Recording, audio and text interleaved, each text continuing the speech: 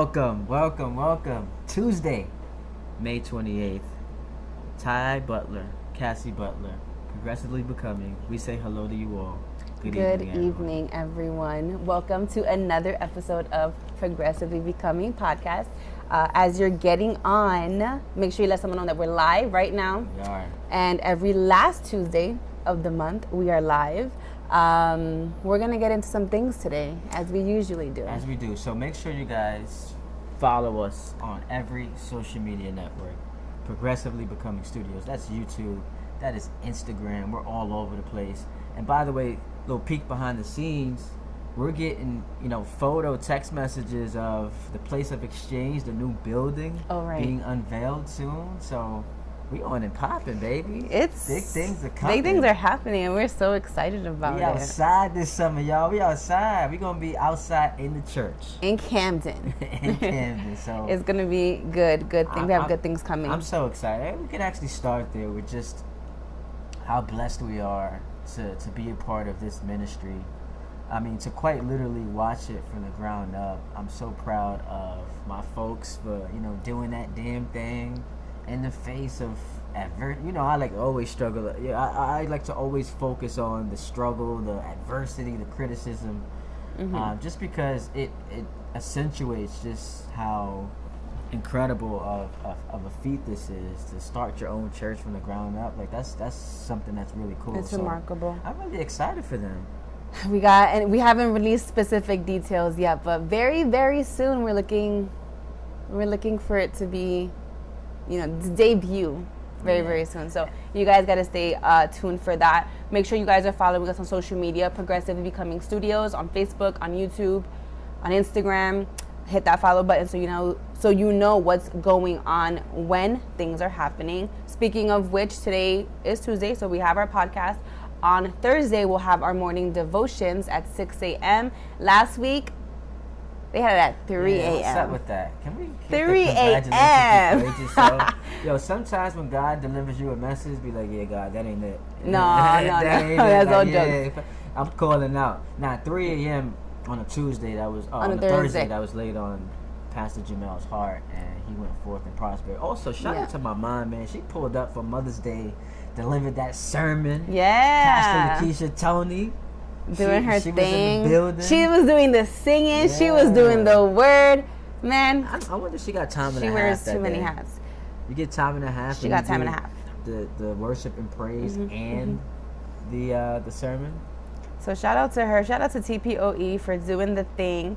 We got some really great things coming, but make sure you're joining us this Thursday for our morning devotions, a time of prayer. If you or anyone that you know needs prayer, reach out to us because we care for you. We want to pray with you. We want to pray for you. On that note, let's get started. What are we getting into today? Man. So there is a place of exchange for a reason. And there is a ton of baggage that needs to be exchanged in the world. Everyone has flaws. Everyone has their shortcomings. And, we pride ourselves, at least in the church, on being a place that isn't judgmental, but there are certain things we just need to call out. That's just unacceptable. That's heinous. That's disgraceful. And unfortunately, we got to start the show with, the news and the video that was released. P. Diddy engaging in domestic violence that just, if you watched it, was just, gut-wrenching. It tore at your heartstrings because you feel so badly for Cassie as far as what she had to experience going through this, and then that doesn't even speak to the emotional trauma that it put on her, having to wear this for years. So that video was just, it was so tough to watch that initially when someone sent it to me, I said, I can't watch this. Yeah. But then I felt compelled because part of her story is showcasing this to the world to see, like, this does exactly happen. Yeah. And even when you don't realize it, you look at people and you're like, oh, that would never happen to them. Look at this relationship. But you really don't know, like, what goes on behind closed doors. So it's really important that people are aware of these types of things, and we wanted to show, a little bit of something. We're not going to show the video, but we did want to talk about the apology that he did release. So here was P. Diddy on his Instagram. offering what I guess he labeled as an apology. It's so difficult to reflect on the darkest times in your life. But sometimes you gotta do that. I was up. I mean, I hit rock bottom. But I make no excuses. My behavior on that video is inexcusable. I take full responsibility for my actions in that video. I'm disgusted. I was disgusted then when I did it. I'm disgusted now. I went and I sought out professional help. I had to go into therapy, go into rehab. Had to ask God for His mercy and grace.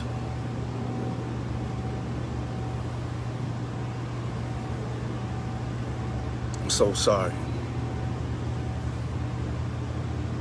But I'm committed to be a better man each and every day. I'm not asking for forgiveness. I'm truly sorry.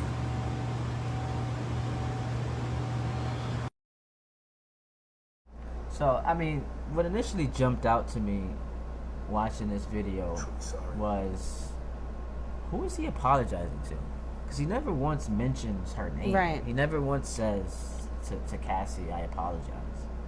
So why does it feel like he's apologizing to us as if we're the victims? Yeah. Now, he's been lambasted, excoriated in media for rightfully so, but the apology just falls on deaf ears because it's disingenuous. First of all, you deny, and now you're apologizing. Right. And if we go back to, I think last time we were on PB, maybe it was about a month ago or the month before, I can't remember, when we first found out about all of the allegations, you know, at that point we couldn't really say if it was true or not. But what we did know was that he immediately paid money for this whole thing to kind of just be swept under the rug or whatever the case was. So for him to have done that, maybe he didn't anticipate, he didn't know that this video was going to end up, you know, going viral. He knew it existed. He knew it existed, but the hotel off. Right. Back in 2016, so we do want to, you know, paint the picture. This happened back in 2016.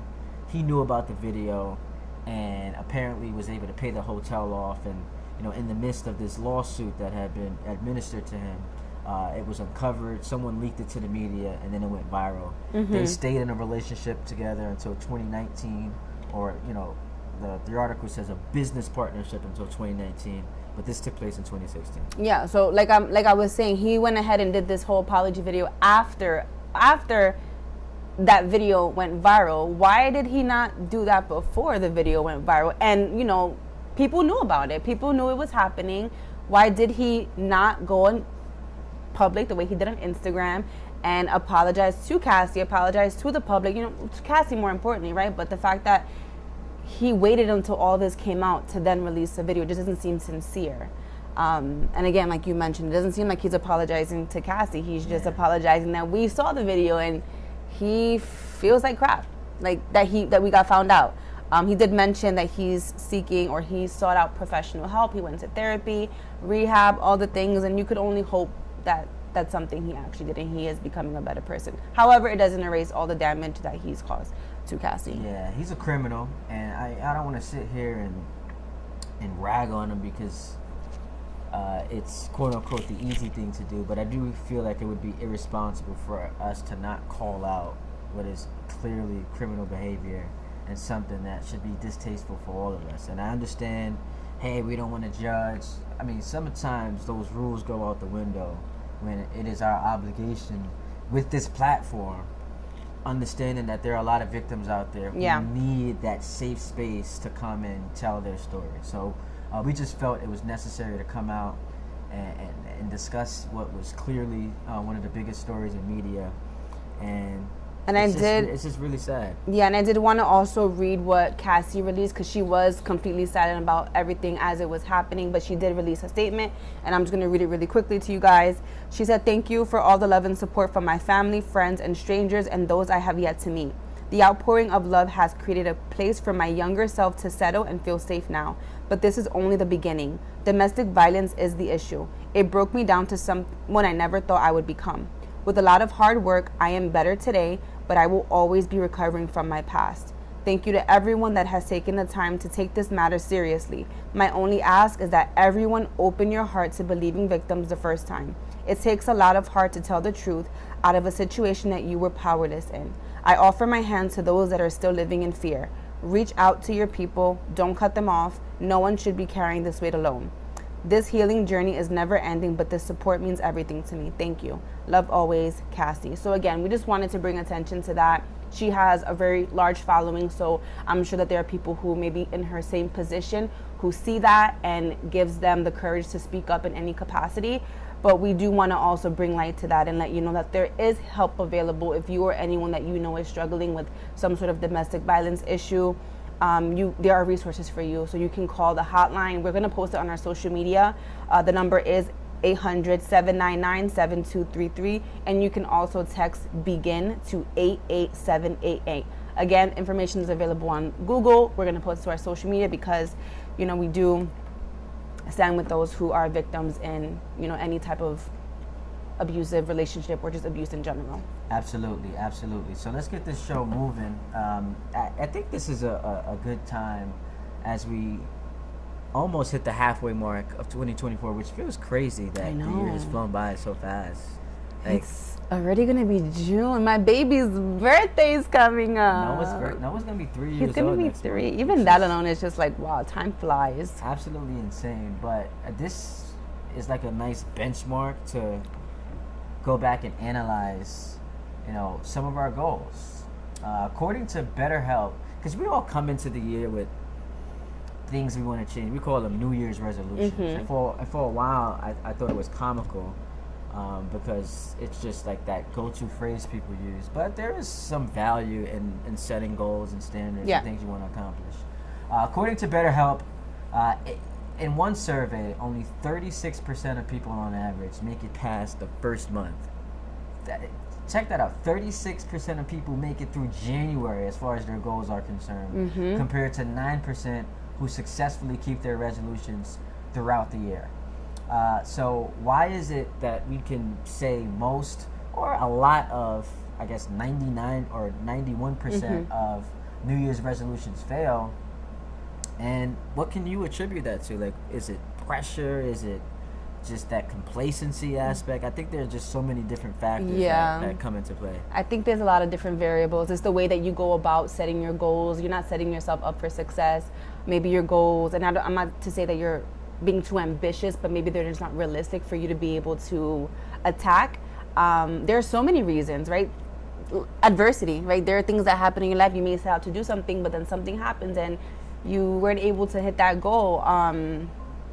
But yeah, we're committed. We want to be that 9%. We want to be in that 9%, and we want TPOE members and our family and friends to be able to stick in that 9% because we got goals. We got goals to achieve, and we got things to do. I know at the beginning of the year we spoke about having goals. We have some book clubs happening. We're looking to better our health, and so I think it's important that we take this time now to reflect and think about what's happened in these past 6 months. Where am I with these goals? If I'm where I need to be, great, let's keep going. And if I'm not, how can I make the next part of the year better? And I think it's also important not to allow the disruption of your long-term, the big goals, to affect the shorter-term goals. Right. Like if you set out this year to lose 20 pounds, the fact that you've gotten to May and you've gained 7 doesn't mean that, outside of losing 27 the rest of the year, everything else is a failure. Just because you've fallen short of the big term, the long term goal, doesn't mean you can't recover from that. So start with the smaller goals and then do your best to achieve that along the run. So what are some goals you've made this year, and how are they going so far? I don't have it off the top of my head because I feel like there are oftentimes the goals that I set for myself tend to change. I do recall, which is okay. Yeah, That's cool. Yeah, I do recall the major things that I wanted to be better with this year was obviously growing closer to God, like reading my Bible more, being more in my prayer bag, and also being disciplined, being healthier, like more into fitness. And there was one more, and I feel like for some reason it just So got I out of think my what mind. could also help people in pursuit of goal is to make your goal more measurable. Right. Like, saying I want to be closer to God is very hazy. Like Yeah. That's just like a goal that really doesn't have a way you can measure it. Like, how do I feel like at the end of the year I'm closer to God? So I don't know. I just feel like pinpointing the ability to have it in like numerical form. Jamel's asking who's reading the book club. So that's an example of a goal that you can measure. Yeah. Like, you set out to read 3 books this year. Right. You set out to, I don't know. I wanna watch 10 different preachers this year. Like, I have my home church, but I got 10 different people I want to watch. That's like a measurable goal you can have. Right, or listen to a podcast every week, and just have it so that you can actually look at it and cross it off, as opposed to just being able to be like, did I grow closer to God? How did I grow closer? So maybe just break it down to smaller steps. I want to grow closer to God. How can I do that? If that means praying every night, every morning, whatever it is for you, but making sure that you break it down in a way that you can actually measure. That'll help you not feel like you're falling off track when you don't have a good direction of what to do. And I also think that we have to embrace that there are certain stigmas that we shouldn't allow to stop us from achieving greatness. Like, this idea that you can only go to therapy because you're crazy is so false. Like, I think more people should embrace the fact that therapy can be a good answer. Yes, you can maintain your healthy relationship with God, and having prayer every day, and that spiritual connection is ultimately going to be what opens the door for blessings. But ain't nothing wrong with saying I need a therapist. I need someone to talk to, independent of a person who is in my family or a friend who knows me. Right. I just need a person who knows nothing about my situation, or wouldn't know me from a hole in the wall, to just sit there, listen to me, and offer some professional guidance that I think I can use in concert with my spiritual prowess. Yeah, I totally agree. And one thing about me, I'm in therapy now. Like, let's give a round of applause to that. So, yeah, I set out this year, I told myself I wanted to be a better person, and that means in different areas of my life where I feel like I'm juggling a whole lot of different things. And, I can understand that there is a higher power. Like, I can pray to God, but sometimes I need something else, not in place of that, but like in addition to that, right? I can pray to God, I can talk to God, I can get into my Bible, but sometimes I want to be able to talk to another human being who can give me some other types of tools that will help me navigate the day-to-day. And sometimes you want to vent to somebody, and that kind of just clears your mind. There are so many things that are considered therapy and to be therapeutic. Like, I know for you, exercising is therapy for you. That makes you feel good. It makes you clear your mind and just look at things in a different way, when you're feeling especially stressed out. So therapy can mean many things for people. So talking to someone, exercising. I know I mentioned something about just seeking help wherever you need it. And so she had her first therapy session. Oh, yeah. And I think like one of my only questions was like, how did it go? Yeah. So I thought it was very important for me to, instead of like obsessing over everything that like your partner's going through, like sometimes there's just certain struggles she needs to handle on her own. So I felt like it was in our best interest to have, like, I didn't ask her anything specific about the content of the conversation. I just wanted to make sure for her, like, was it good? Was it successful? Did you feel like it was rewarding in any way? Now, the first time, didn't really enjoy it as much as she, or I shouldn't say enjoy it. She didn't find that this was the right marriage connection, or person for her, and she went on to someone else. But like, give your partner space to sometimes go through things and experience on their own, and then have that like confidence that you can one day come together and talk about it and address it. But allow them to go through things on their own. Complaining versus venting, what's the difference? Honestly, I think that I might find myself stumped on that one, because I know there's a difference, but it can come off either one. It seems almost synonymous. Yeah, it kind of seems synonymous. I think. Yeah, girl, I don't know. So here's what I think. I don't know that this is like the definition of the difference between complaining and venting, but the perception of the difference is venting is sporadic and not as frequent as complaining. Okay. Like, if you're venting every single day, all of a sudden it's a complaint. That's good. But if like every 3.5 weeks you just have this like vomiting of emotions that you express to someone, that gets perceived as venting. Mm-hmm. What do you guys think? Weigh in on the comments. I want to make sure I engage the audience because Jason Johnson says we have a lack of conscious awareness on our culture about how powerful and effective therapy is, but times are changing. Yeah, yes, for sure. And I do think that we've publicized the importance of mental health and how just because you're seeing someone doesn't make you crazy, and just because you have some emotional and psychological battles doesn't mean we should demonize you and feel like you are someone who just has a couple of loose screws Right. that can't be dealt with. He also weighs in. There's definitely a difference, and he hit the nail on the head. Perception. Yeah, I think that, and I guess the frequency, like you mentioned, if you're doing it all the time, that's all you do, like just talking about the same thing over and over, it can come off as complaining. What do you guys think? If you guys have any other opinions on venting versus complaining. And we'll continue to take your questions on that. At some point, you know what we got to do?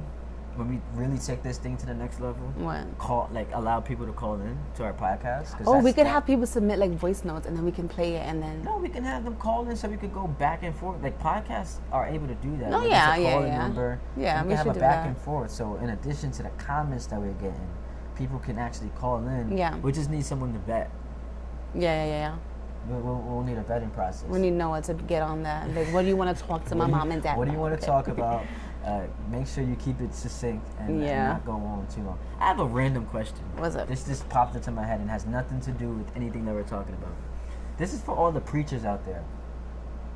Like, why is it your crutch to, in the midst of your sermon, tell people that you're almost done? And I'm almost done, and I'm heading to my seat. Why do you guys do that? And I'm finished. And I'm Christ Butler, Jamel, Tony. I need y'all to put me on to game. Yeah. Why is it that we're and no one watching, by the way, believes that you're almost done? Yeah, never. let's We're like, just oh, get he that got out about the 30 more way. minutes. I think that they do it because they want to make sure that they're not losing the crowd. So they're giving them some type of gauge of time where it's like, I see you falling asleep, but don't worry because I'm almost done. I'm almost done. So I'm they're like about to waking take up. my Okay, let's see seat. where he's getting with You ain't this. taking your So seat. yeah, You see the iPad is there. You're Yeah. halfway through your sermon. Yeah. You got 10 pages of notes left. You ain't about to take your seat. You ain't almost done. And you ain't fooling nobody. I just want to know, is that a crutch? Is that like just something we do? Like, should we right now know, and we still got a good bit of time in the podcast left? better tell y'all we're Tell almost people done. we're We got almost like 3 done. more pages, okay? What happens? It's a lie, but it's a good lie. I agree. I just never understood it. I guess it's worked because people just have adopted it. Yeah, they took it, they ran with it. Oh, I'm like stuck here. Should our worship and praise team start doing that too? No, Like, it's a whole different vibe. 2 songs in, we're almost done, guys. No.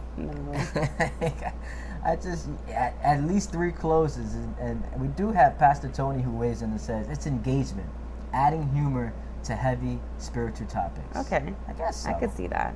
4 closings, so not just 4 closings. You gotta have at least 3. Oh yeah, 4 closings. There Jason you Johnson go. says it's definitely something that we do. I just want to know why. Do we have a definitive answer as to why? Like, is it Maybe they heard proven it to from be- someone else that's done it and they liked it and they ran with it. Well, it's just a random. I'm not a preacher, so I wouldn't know. Just a random thought that popped into my mind. Almost done is to capture the attention, says so many like Yeah, that's of what I your was audience. saying. Just in case you lost their attention, or you just know the audience is not responding, and that's a signal to yourself to wrap it up. That is Exactly. true. See, that's like- I like where you. That's how I'm thinking. That's how it is. That's like a mid sermon self reflection. Yeah. Like, I'm losing the crowd. That's a message to myself.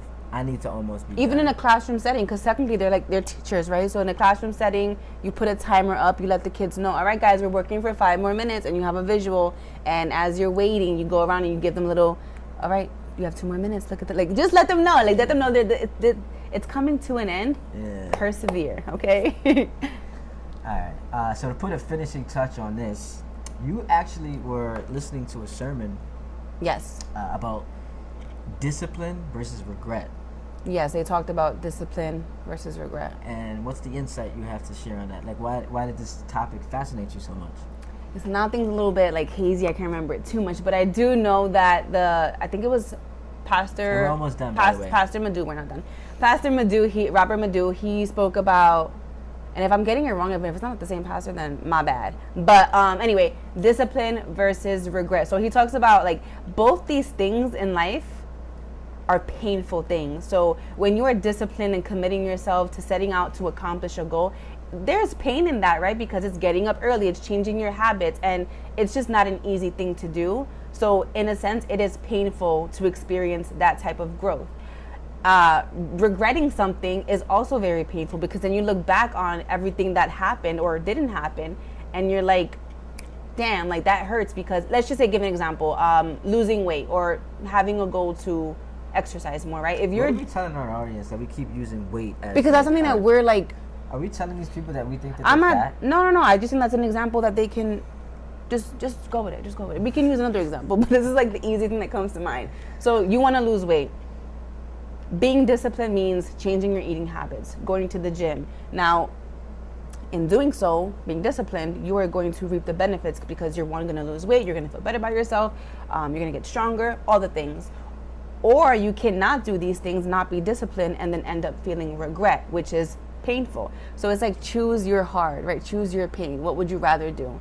And oftentimes you think, well, yeah, I'm gonna be disciplined. That way I can reap the benefits. So all that to say, whenever you're faced with a situation, if you're struggling with something, you have a goal you want to accomplish, look at it from that perspective. I want to work on this thing. I can either be disciplined or I can live with regret.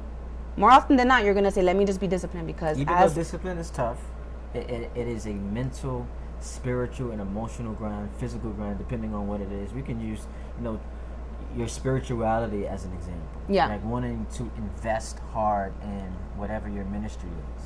And there are some tolls that it takes on you in all aspects. But would you rather endure that toughness and that path of most resistance, or live with the regret of not having experienced it, knowing that there's really no pot of gold that you're going to come up on? So that can be another thing that happens. This just popped into my head. So This is what the beauty of doing a podcast. You get to just be random. So what is it that people say in church when someone's singing and they're struggling? They're like, all right, take your time. All right, now take your time. Because that's your way of giving them encouragement in the midst of them singing. Yeah. So just all the singers out there, when somebody say, all right, take your time, that means they think you're on a struggle bus. Take your time. All right, one last topic we want to hit, the gift and curse of social media. So per datareporter.com, the typical internet user spends, how about this, 2.5 hours a day using social media platforms, equating to more than 1/3. So you spend more than 1/3 of your day on social media. Now TikTok, which that's the general, right? Yeah, TikTok has the highest average time per user, but YouTube accounts for the greatest overall share of total social media time. So TikTok is ringing off out here. I mean, this one will sit there for an hour watching TikTok videos. Oh my God. And you be on Twitter. Try to convince you she's doing research. YouTube obviously is a big phenomenon. Just to keep it complete, let's be completely transparent with the people right now. Go to your screen time. Let's see if it's actually within that 2.5 hour range. Yours is about to be like 7 hours. My screen time. How do I get to my screen time? Just type in screen time on your main thing. Oh wow, I'm wilding out. Screen time. 3 hours and 56 minutes a day. Today? No, check today. All right, so for today, mine is 5 hours and 36 minutes that I've been on my phone. That's crazy. Go ahead, show yours. 6 hours and 6 minutes. Okay, and what's your most used? Messages were 2 hours and 10 minutes, and then Twitter was 1 hour and 8 minutes. Twitter, I told you. And then mine is, I'm so embarrassed. Instagram, 1 hour and 27 minutes, and then messages, 1 hour and 10 minutes. So, yeah. I actually wasn't on TikTok today, so shout out to me. All right, so go ahead and check your screen time. Let me see. Put it in the comments. What has your screen time been today? Since we're being all transparent, 4 hours. How did I double the average? That's embarrassing. I be claiming to be working. Here I am scrolling. So, and actually, my excuse too. Part of my job is to be on social media, monitoring things that's happening in the world. So that's my Twitter excuse. Screen time definitely is a truth teller. And I love this, going back to the last topic. Endure the pain of discipline or suffer the consequence of regret. Sounds like a sermon right there, Pastor Tony. We're going to have that ring off in a couple weeks. Scrolling. I mean, you're just sitting there scrolling. Then you look up like 30 minutes later and you're like, what have I been doing the last You just half rotted hour? away for the last 30 minutes. you just feel so ashamed. Sometimes I get to a point where I'm like just scrolling, and then I don't know. It feels like I think it clicks, and I'm like, what am I doing? I'm literally just scrolling. There's nothing that it's adding to my life, and I'm sometimes even scrolling, being judgmental, and I'm here like over this scroll. I'm like, oh my gosh, shut up. Scroll to the next thing. Oh please, scroll to the next thing, and I'm just judging in my mind. And then I'm like, when I realize that I'm being all negative, if you will, judging and having these comments say, I'm like, girl, you don't have to be scrolling right now. Like, get off your phone. Go take out your Bible. He's got 4 hours and 8 minutes of scroll time. Sister Carter, she's not about that scroll time. She got a Motorola, so I don't know if anything is being downloaded on that. But yeah, that's a lot of screen time. So on average, oh my gosh, social media accounts. As I get emotional talking about it, accounts for 35.8% of your daily online activities. Yeah. Meaning that more than 1 in 3 internet minutes can be attributed to, you guessed it, social media platforms, which you guys, by the way, right now are on social media. If you're watching us on YouTube and on Facebook, Progressively Becoming Studios. So let's first, before we get to the negatives, the gifts of social media.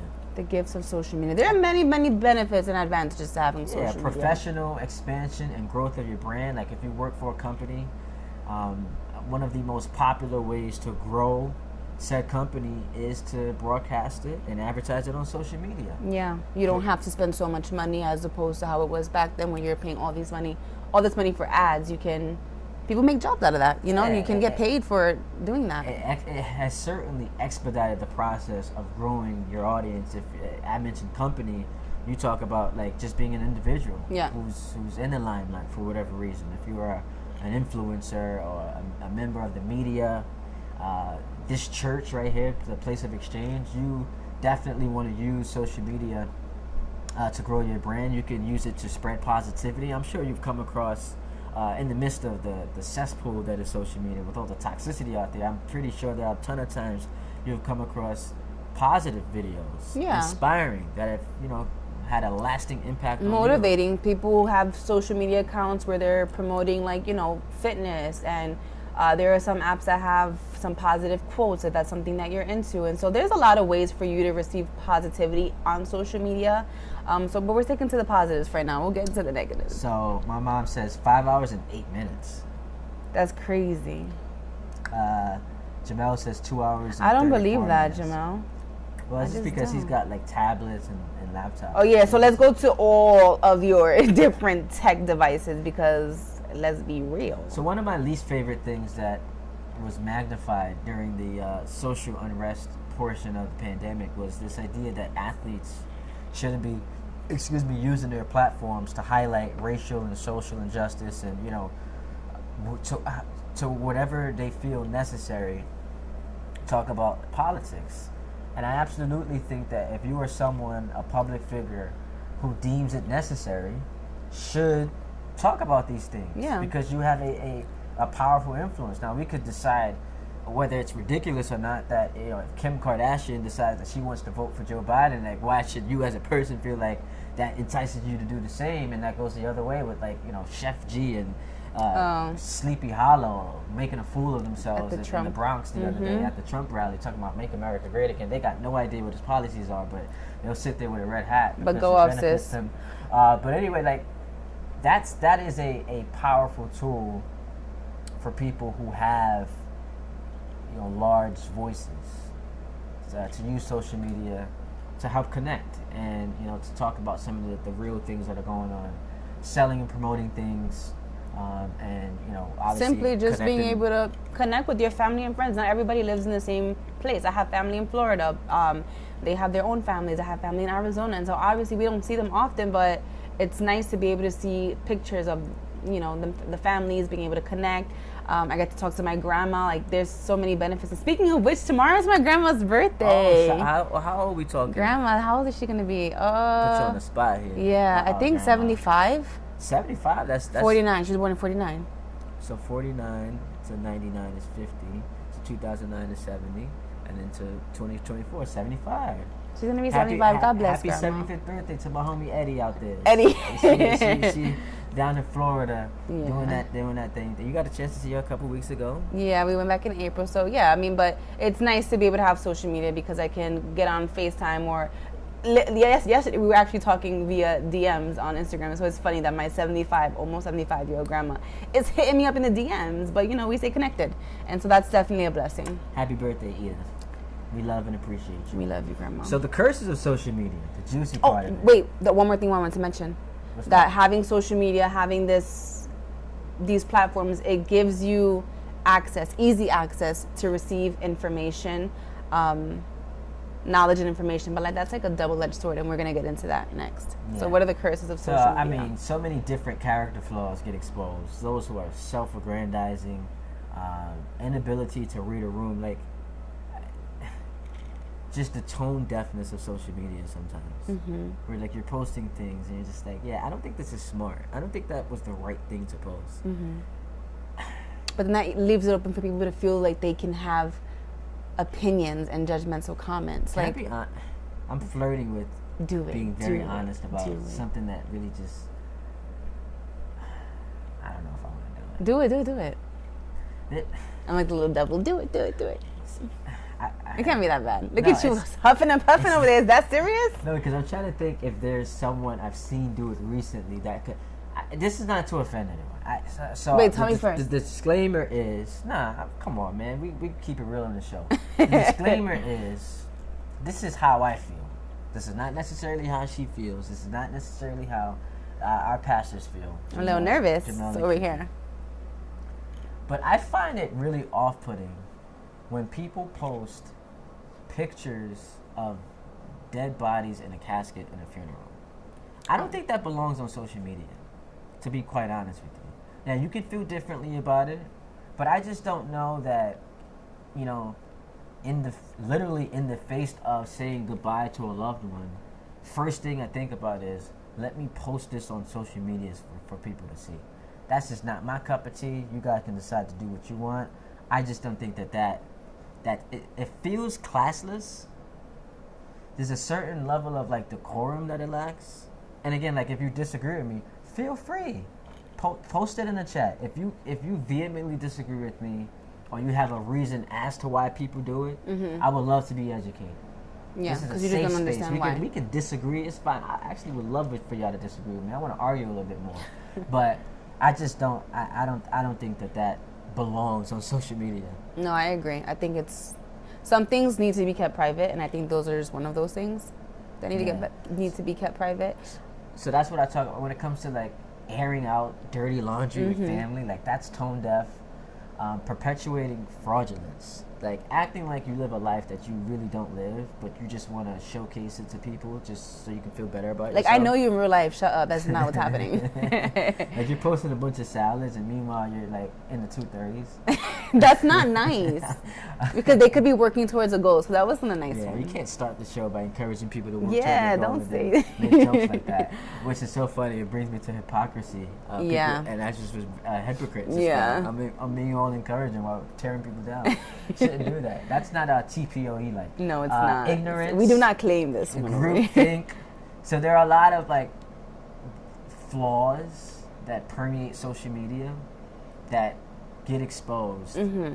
As you're spending 5 hours and 34 minutes perusing these different accounts. Yeah, and you get access to everybody else posting all these things, and then somehow their lives become important to us. But it's I have no business knowing what's going on in your life, and now I'm dealing with the burden of what you're experiencing because I had to consume it. Again, we didn't have to consume it, but you're just consuming it. The flip side to that, because sometimes I'll just have arguments with myself in my head just because I'm conditioned to do that with my job.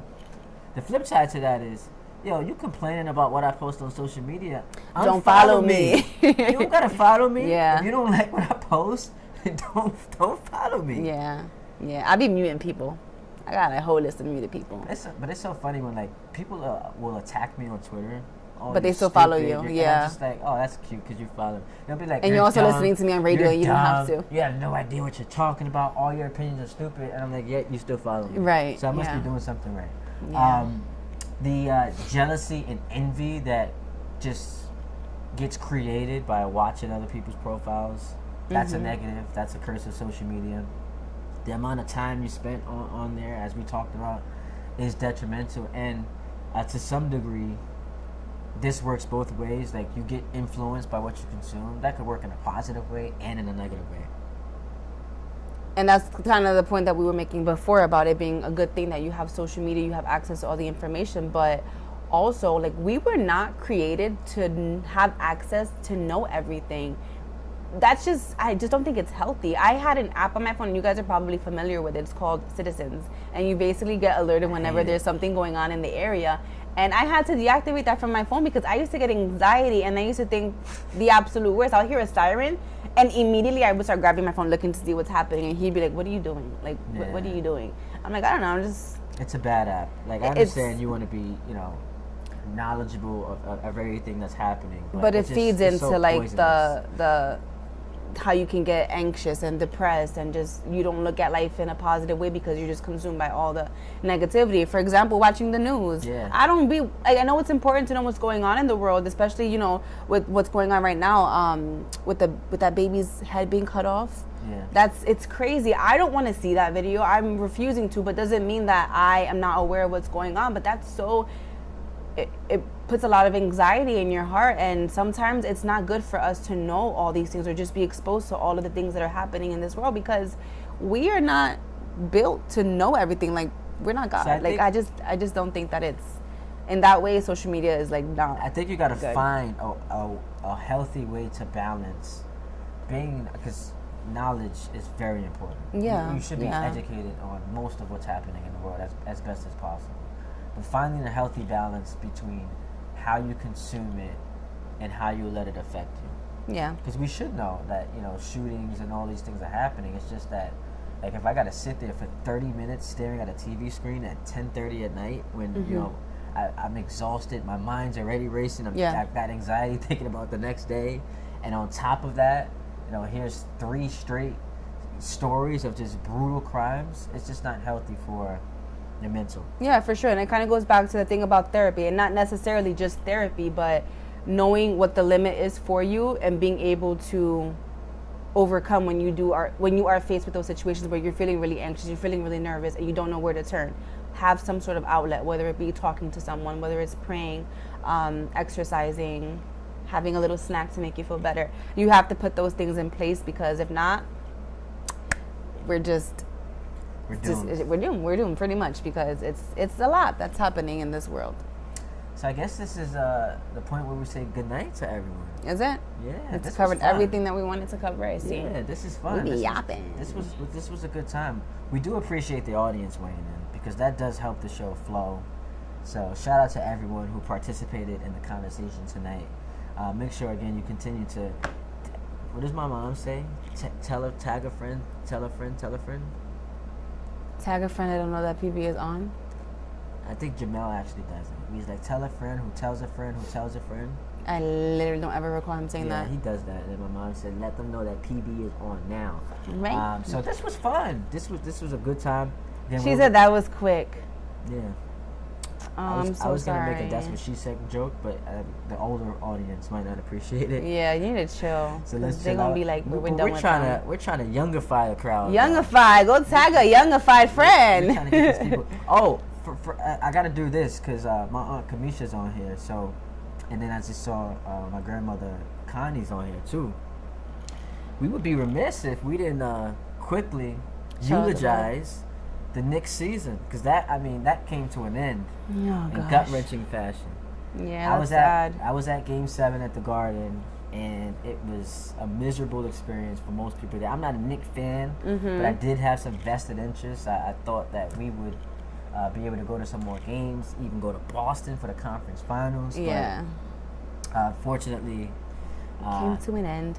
I guess we could use the cliche and say God had other plans. Sure. But God still cares about the Knicks because somehow God is like, I have nothing to do with the fact that you missed a shot and you lost the game for your team. I don't know if God's a Knicks fan. They've won 3 playoff series in the last quarter century. So if you think, who do you think he's a fan of? Like, who's his favorite team? Who's his favorite team? Who's God's favorite? Who's God's favorite team? We can't say the Spurs because they've been irrelevant since Tim Duncan retired. Jamal over there tight right now. Don't be talking about my Spurs. Every year, you look up at like the standings. It's like, oh, who's got the worst record in the league? Oh, that's the San Antonio Spurs yet again. Yikes. So, but shout out to the Knicks fans. I know you guys were all heartbroken watching that, but what they'll tell you is next year, because that's their favorite thing to say. Oh, please don't even get me started because you see the same thing about the Jets. We ain't talking about the Jets. I'm right just now. saying. They say next season, next year is our year. Next year is our year. So, Kamisha weighing in, she's proud to be a Knicks fan. Knicks had a great season. Oh, how about this? Shout out to Sister Carter. Randall was out sick. Look at her staying up on her NBA news. Yo, ESPN, we might have a reporter waiting in the wings. Cute. Sister Carter. Hope you're doing well, Sister Carter. Bless your heart. But yeah, this was fun. This was fun. So do you have when's the next time, PB? Because the schedule, we screwed it up last time. How? Because we said it was the first week and it ended up being the second week. So when's the next time we get in PB? The next time we get in PB, I believe, is a second week. So you believe. You're not paid to believe. You're paid to know. As the director of engagement, I think it's an embarrassment for you to not be prepped on all of the housekeeping items. I'm not throwing anybody under the bus, but they be a lot of back and forth, and I'm not going to name any names. Next week. Do you want to... Oh, so it's the first Tuesday? Yes. First and last Tuesday. You heard it here, reporting live from Queens, New York. PB, first Tuesday and last Tuesday of every month. So you guys will see our pastors next Tuesday. Yeah, and apparently Tamarick Jones says God is a Celtics fan. Well, one championship in the last 38 years. I don't know if God's a Celtics fan, but maybe they'll get a chance to dust that off in the next coming weeks. We First shall Tuesday see. of the month and the last Tuesday of the month. Yep. Make sure you follow us, Progressively Becoming Studios. We had an awesome time tonight. We've got morning devotion. Are we doing another? Next time morning devotions. Let's do 1 a.m. Let's do 2 a.m. I'm How thinking about 1 a.m.? I 2 think we should just keep flirting with sleep deprivement danger. Matter of fact, and it better not be an hour. Why don't we just be up from midnight to let's do a morning just do devotion where we just go from 6 p.m. to 6 a.m. You gonna be up for that? Yeah, let's do it. Let's go 12 hours of morning devotion. Let's do it, and we just can rotate hosts. Like we'll have Kamisha do an hour, you do an hour. We'll have Sister Carter do an hour. People were like, I didn't sign up for this. Let's just do it. We appreciate you guys so much. Ty Butler, Cassie Butler had a great time tonight. God bless you guys. See you guys soon. Have a great week.